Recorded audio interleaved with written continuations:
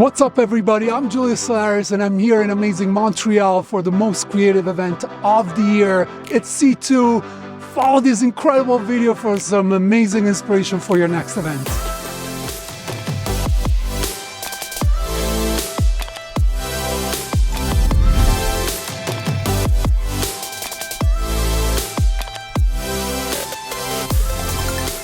This is a city that is dedicated to events. I mean, look at the buildings that are the heritage of Expo 67. This is about the legacy of events. These structures were built for an event and have been transformed for future generations to enjoy and take advantage of. This is the impact that events have, and destinations that understand that have a plus, and you, event professionals, should invest in those. What an incredible event. We're here at C2 Montreal. Obviously, Montreal is an incredible destination.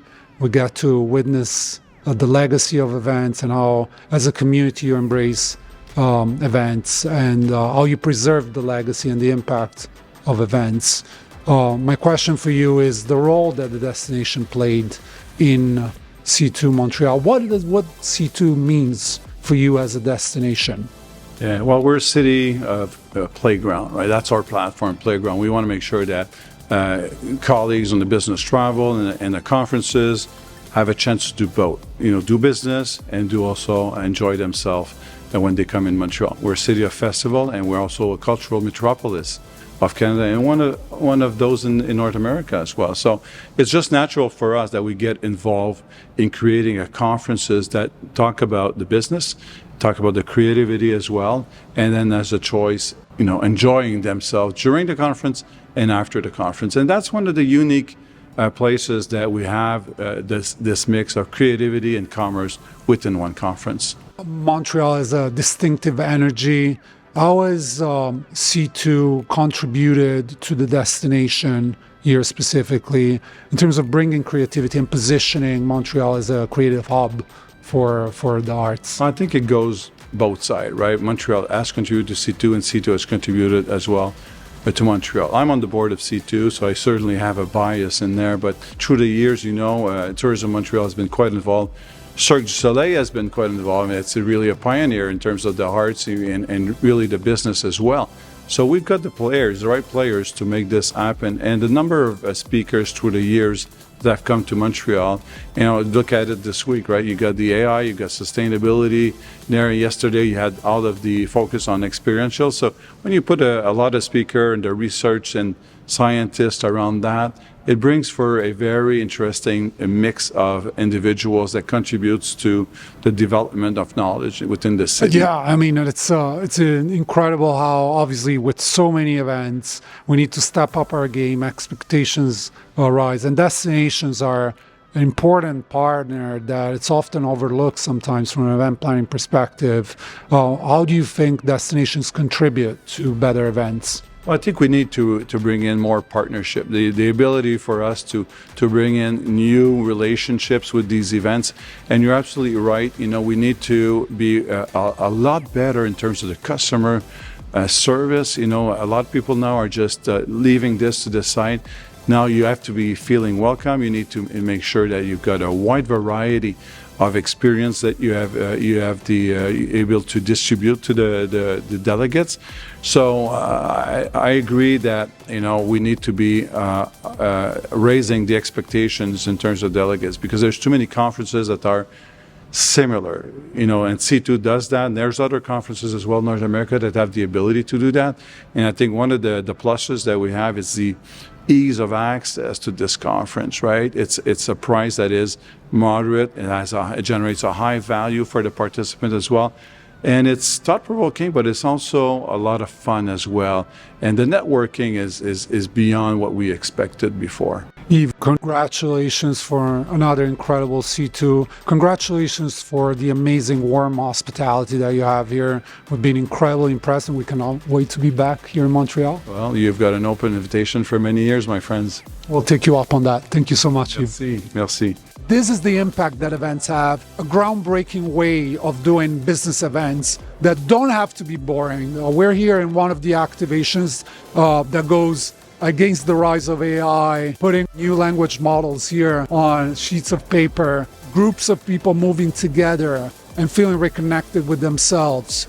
But even like the traditional sessions, they have very out there and forward titles that want to stimulate that type of engagement and thinking differently, just not to be boring, just to connect people, because connection is the end game.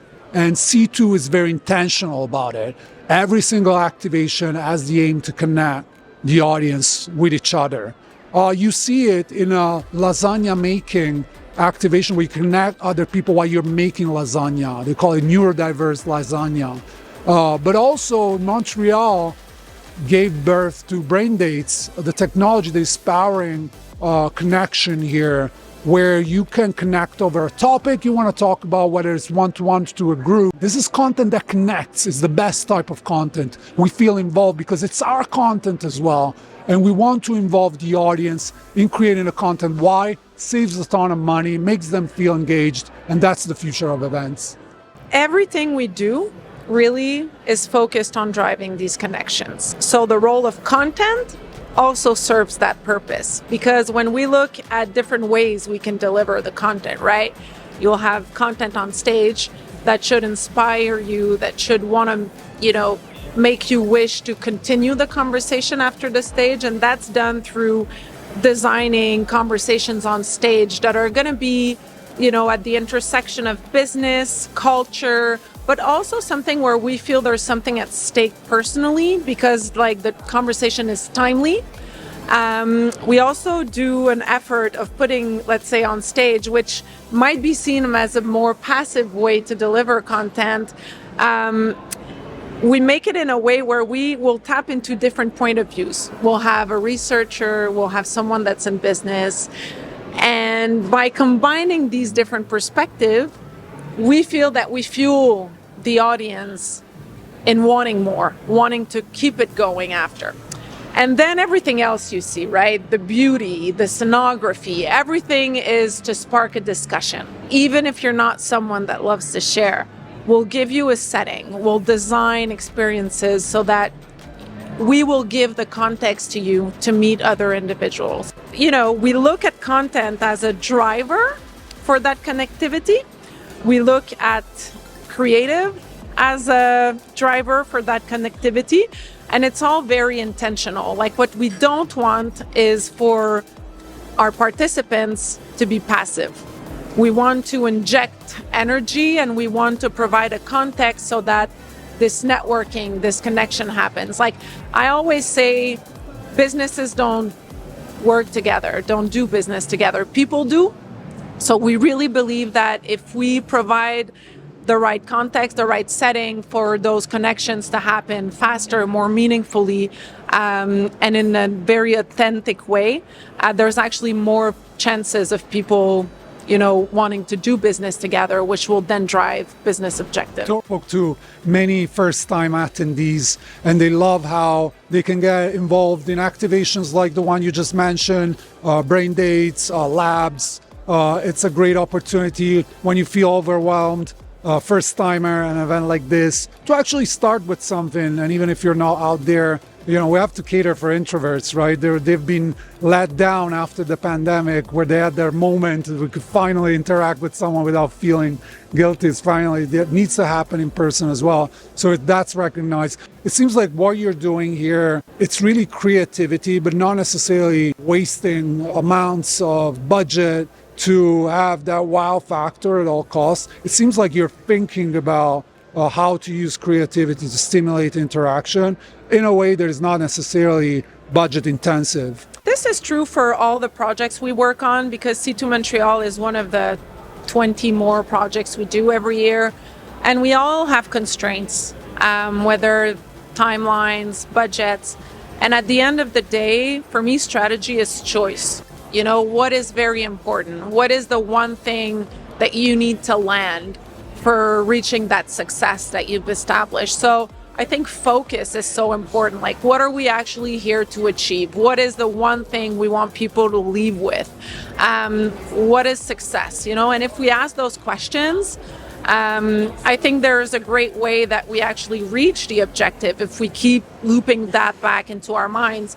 thinking about that process and thinking about how you're going to achieve the goal, and that alignment would actually allow you to be a lot more effective on resources, so that there's money left for the show, right? That there's value in terms of production. And I think that we need to look at these operation model as event planners to kind of figure out, how do we have the most possible live out there for our participants to enjoy. What a great success. Thank you so much. Waited many years to come. I'm so Oh my happy God, you finally made it. so long. Yeah. And thank you for having us. This has been an incredible experience. Thank you for pushing the industry forward. Really appreciate that. Appreciate it, and everything you do as well. Like, I'm a huge fan of your newsletter and your platform and everything, and so keep going. Thank you. Appreciate you, Annie. Thank you. Look at this venue. This is just incredible. This has been made available by Tourism Montreal, working together with the event. Can you think about a session here? This is wow factor already built in. Incredible. But obviously, you don't have access to venues like these all the time. And so what do you do from a design standpoint? Well, you create sessions like a game show where the audience is invited to participate on stage and compete, and others are cheering. You feel part of the conversation, and all of a sudden you are engaged with the event. So one of the biggest trends for 2024 is micro events. Big events like these can feel overwhelming. There's a lot going on. We go outside our little bubble, algorithms everywhere. We come to an event like this, we don't know where to go.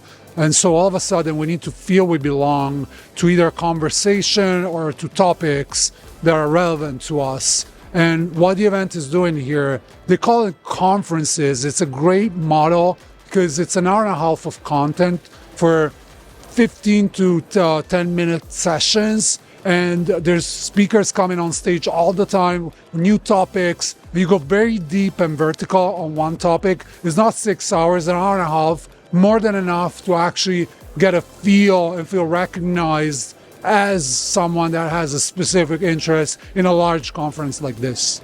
Let's talk about how you actually do experiences, because this is an event where you can see experiences happening all over the place. On the first floor is being converted into the main stage for the keynotes. And then you have other activations that are more immersive. They're more about the user and disconnecting from the talking, the notifications, and like the black hole experience, where it's a moment where you kind of focus on yourself and being present in the moment. This is the way you do experiences. So that's it for me, everybody, from C2 in amazing Montreal. I'll see you at the next one. Where am I going to be next? Tell me in the comments.